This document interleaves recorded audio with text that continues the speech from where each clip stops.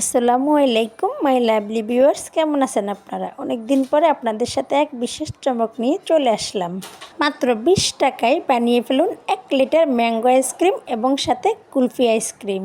ভাবা যায় এত কম খরচে এবং এত কম সময়ে এমন প্রিমিয়াম স্বাদের আইসক্রিম তৈরি করা যায়।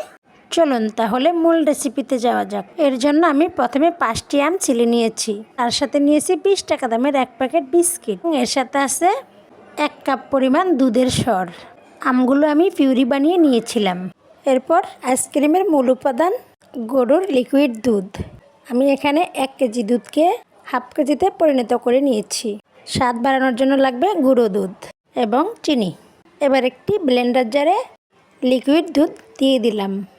এর সাথে পুরো 1 প্যাকেট বিস্কিট দিয়ে দিলাম। বিস্কিটটা আপনাদের ইচ্ছা, যে যেমন বিস্কিট পছন্দ করেন, তবে টোস্ট বিস্কিট দেওয়া যাবে না। এরপর দিয়ে দিলাম এতে সর। এবার দিয়ে দিব স্বাদ মতো চিনি।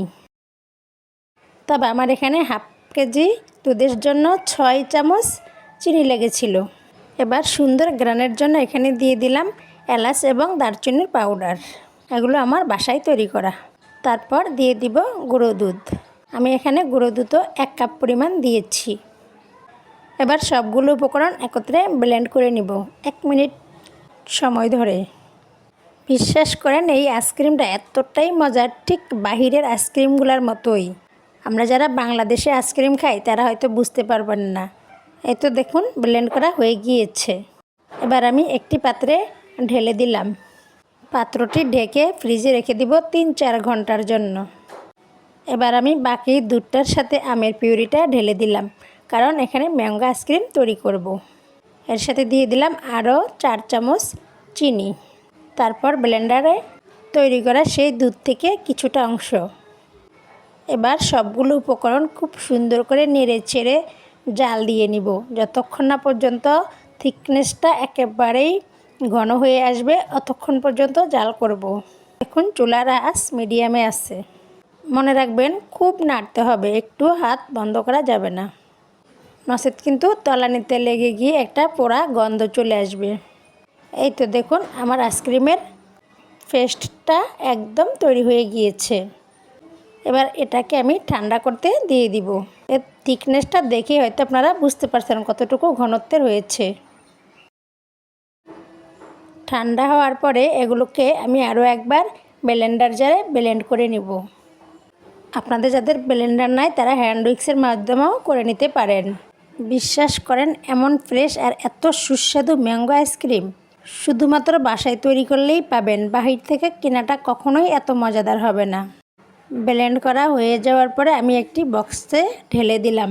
এবার এই বক্সটাও ফ্রিজে রেখে দিব 3 থেকে 4 ঘন্টার জন্য। দেখুন, 4 ঘন্টা পরে ডিপ থেকে বের করে নিয়েছি। দেখতেই পাচ্ছেন আইসক্রিমের ভিতরে এখনও একটু আইস ক্রিস্টাল আছে। একই সাথে আমি কুলফির জন্য যেটা রেখেছি সেটাও বের করে নিয়েছি। এবার এগুলোকে আমি আরও একবার ব্লেন্ড করে নিব। আসলে আইসক্রিম তৈরির এই টেকনিকটাই মেন। কম করে হলেও আপনারা 3 থেকে 4 বার ব্লেন্ড করে নেবেন 3-4 ঘন্টা পর পর। এভাবে 2 বার অথবা 3 বার করলেই পারফেক্ট আইসক্রিম তৈরি হয়ে যায়। বিশ্বাস করেন, এই আইসক্রিমটার স্বাদ কোথাও পাবেন না। একমাত্র যারা মিডল ইস্টে থাকে বা বিভিন্ন কান্ট্রিতে থাকে তারাই পাবে। বাংলাদেশের কোনো কোম্পানি এরকম স্বাদের আইসক্রিম বানাবেন না। তাই আমরা যারা স্বাস্থ্য সচেতন আছি প্রত্যেকেই চেষ্টা করব ঘরে তৈরি করে খাওয়ার জন্য। এত সহজে এবং স্বল্প খরচে এত সুস্বাদু আইসক্রিম তৈরি করা যায়, তারপরেও কেন বাসায় তৈরি করব না? অবশ্যই বাসায় তৈরি করে খাবো। আমি ইনশাল্লাহ সবসময় চেষ্টা করি বাসায় তৈরি করে খাওয়ার জন্য। সব খাবার, বাহিরের জিনিস আমি তেমন একটা খাই না, আমার বাচ্চাদেরকেও তেমন একটা খাওয়াই না, খুব প্রয়োজন ছাড়া। এই তো এরপর ব্লেন্ডার করা হয়ে গেলে আবারও একই বক্সে ঢেলে দিয়ে ফ্রিজে রেখে দিব। ম্যাঙ্গো আইসক্রিমে কিছুটা স্বাদ আনার জন্য আমি উপরে একটু ডেকোরেশন করে দিলাম কিশমিশ এবং কাজু বাদাম দিয়ে। আপনারা আপনাদের মন মতো ডেকোরেশন করে নেবেন। তো আমি এখানে মোট 3 বার ব্লেন্ড করে নিয়েছি। এবার ফাইনালি কুলফি আইসক্রিমটা ব্লেন্ড করে নিচ্ছি। ব্লেন্ড হয়ে গেলে এরপরে আমি ছাঁচে ঢেলে বসিয়ে দিব। এই তো দেখুন হয়ে গিয়েছে। আপনারা আপনাদের পছন্দ মতো যে কোনো ছাঁচে ঢেলে নেবেন। এরপর ডিপ ফ্রিজে রেখে দিবেন 3-4 ঘন্টার জন্য। 3-4 ঘন্টা পরেই একদম পারফেক্টভাবে তৈরি হয়ে যাবে। আমার কাছে এই ধরনের স্বাদ ছিল, তাই আমি এগুলাতেই দিয়েছি। 3 ঘন্টা পরে মাশাআল্লাহ আমার আইসক্রিমগুলো সম্পূর্ণ সেট হয়ে গিয়েছে। দেখুন কি সুন্দর লোভনীয় কালার এবং খেতেও খুব সুস্বাদু হবে ইনশাআল্লাহ। শুধুমাত্র আপনারা বাসায় তৈরি করে খেলেই এর স্বাদ বুঝতে পারবেন, এছাড়া বুঝতে পারবেন না।